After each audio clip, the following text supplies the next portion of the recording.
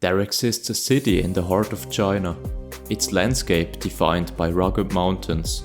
This city, known as the Mountain City, holds a remarkable claim. It proudly boasts the title of being the world's largest city proper, yet chances are you've never even heard of it. Welcome to Chongqing, a metropolis teeming with over 30 million inhabitants. Unlike the majority of the world's largest cities that are by the sea, Chongqing is situated far inland, defying the conventional norm. How did this city, surrounded by mountains and distant from the sea, manage to ascend the ranks to become one of the world's largest urban centers? Its journey is nothing short of intriguing. Compared to a country, it would be the 33rd largest economy and the 45th most populous. These impressive stats prompt us to question what factors propelled Chongqing's growth despite its challenging geographical context. The earliest evidence of human activity in Chongqing has been traced back to the first ancient humans in China, appearing about 2 million years ago in Wushan County, Chongqing. Now back then, of course, the city of Chongqing has not been founded yet. The founding of Chongqing happened in what used to be the ancient kingdom of Ba. In 316 BC, Bachun city was built, which is deemed as the beginning of Chongqing in history today. Bachun city is today the Yuchong district of Chongqing. Chongqing didn't receive its current name until around 1189 AD, and Chongqing means double blessed. Fast forward to 1890, when in the reign of Qing Emperor Guangxu, Chongqing officially opened its ports in the Yangtze River, which flows through Chongqing, marking an important step for the city and its development for the future. This enabled foreign trade but also an important connection to other cities within China. In 1929, Chongqing was officially established as a municipality. And in 1937, Chongqing became the wartime capital of China during the Sino-Japanese War. Before the war with Japan, Chongqing had fewer than 250,000 inhabitants. During the war, Chongqing was heavily bombed, and every year since then, the air raid sirens go off on June 5th in memory of the attacks. People from the Japanese-occupied coastal provinces flocked to the wartime capital Chongqing at an astonishing rate.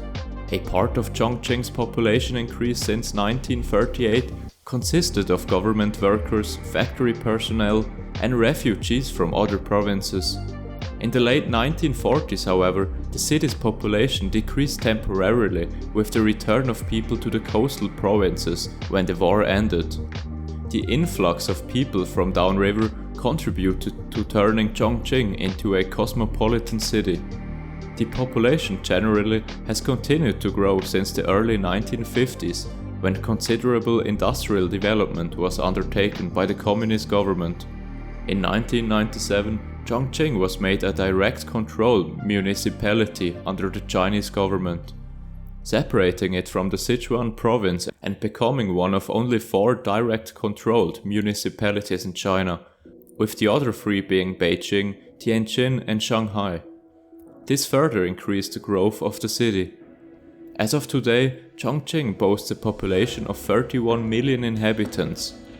So what were the drivers of Chongqing's growth? As early as the middle of the Ming dynasty, workshops for spinning, weaving, silk reeling and brewing were established in Chongqing. The city was opened to foreign trade in 1890, when its port was opened as mentioned before, and 2 metal mills were set up later that year. By 1905, Chongqing had spinning and weaving mills, silk reeling mills, glassmaking and cigarette plants. The foundation of Chongqing's modern industry were laid between 1938 and 1945, when factories transplanted from the coastal provinces began production under the eye of the nationalist government. Because coal, iron and other resources were in such close proximity, industry rapidly expanded. Considerable industrial development was undertaken by the communist government after 1949.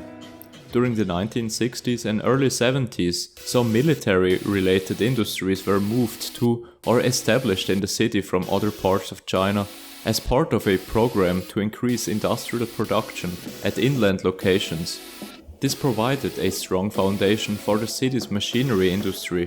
By the late 20th century, Chongqing was one of the largest and fastest growing industrial centers in southwestern China. The city's enormous complex of integrated iron and steel plants is among China's largest facilities. Ore is mined at Zhejiang in the southern part of the municipality and at Weiyuan, a short distance west of Neijiang, a neighboring Sichuan province. In addition, there is now a large iron ore mine in the northeastern corner of the municipality at Wushan. It is also a major producer of strontium carbonate, which is widely used in the production of color television tubes and optical glass. The municipality also has rich reserves of natural gas, notably the large Wolonke natural gas field at Dianjiang. Gas pipelines and production facilities have been developed, including a major natural gas purification plant at Changzhou. Other important heavy industries include machine, farm tools and munition factories, truck, motor coach manufacturing plants and chemical and fertilizer plants that manufacture soap, candles, fertilizers, plastics and so on. Since the late 1980s, several well-known Chinese automobile manufacturers have established production lines in Chongqing, making trucks, a variety of car models and motorcycles. If you are interested in the story about Chinese cars, check out my previous video. Chongqing's light industrial manufacturing leads the entire southwest of China. Noteworthy are the production of cotton, silk, paper and leather goods, as well as flour mills, dyeing factories and vegetable oil and food processing plants. Chongqing is also noted for its handicrafts.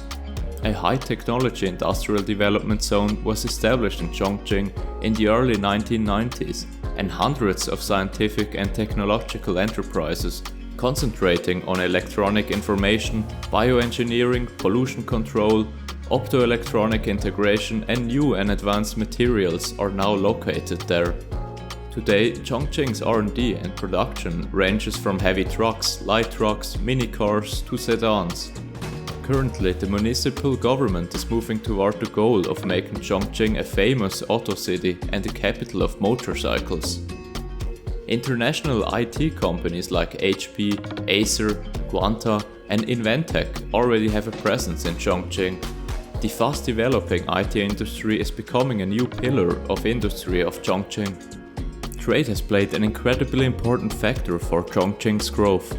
It is the focal point of trade and transport not only for neighboring Sichuan province, but also for the hinterland provinces of Shanxi, Yunnan, Guizhou and Tibet.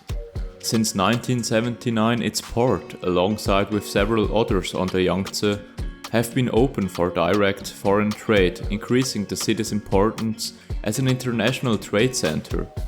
Before the early 1950s, especially before the Sino-Japanese War, Chongqing imported large quantities of consumer goods from downriver or from abroad. But rapid industrialization brought self-sufficiency in consumer goods to the region and to the southwestern provinces. Chongqing is now the major commodity distribution center for southwestern China. Trading and financial sectors have been established in the city, with national and foreign banks, insurance companies and even stock trading firms opening offices there. In addition, leading Chinese and international retailers have set up both retail stores and wholesale distribution channels in the municipality. The central business district at the Liberation Monument in the Old City remains the most prosperous business center in the city, while the wholesale market at Chaotianmen is among the largest of its kind for daily use manufactured goods in the upper course of Yangtze region. Chongqing, as one of the birthplaces of world-famous Sichuan cuisine, is a city of delicious food. The Chongqing hot pot is enjoying a high reputation, featuring pungencies, spice and freshness. Chongqing has officially been named as the city of hot pot in China. Sichuan cuisine originates from the ancient Ba Kingdom and Shu Kingdom, stressing the color, aroma, taste and shape of the food. It features various forms, subtle changes and a wide range of materials. After 1949, bicycles, buses and motorbikes gradually replaced chairs on bamboo poles and rickshaws as the principal means of transport in Chongqing. Cable tramways have long provided cheap and convenient transport over the steep hills. The municipality's rapid economic development has been accompanied by considerable improvements in its transportation infrastructure. By the early 21st century, the ubiquity of bicycles on the streets had given way to a dramatic increase in automobile and motorcycle traffic. The city also began developing a rail transit system, the first line of which opened in 2005. Chongqing is served by two great rivers, the Yangtze and the Jialing, and is the leading port of southwestern China. As a result of extensive work carried out in the 1950s, navigating through the Yangtze gorges was rendered easy and safe. Completion of the Three Gorges Dam, which created a large reservoir in the gorges region, now makes it possible for 3,000-ton ocean-going ships to sail directly up the Yangtze to ports in Chongqing municipality. The port of Chongqing itself has been equipped with large container docks and automobile roll-on and roll-off wharfs. Chongqing is also a major embarking point for excursion boats to the Three Gorges area. Chongqing's railroad system developed rapidly after 1949. A line has been established between Chongqing and Chengdu, completed in 1952. Many other impressive railroads followed after that.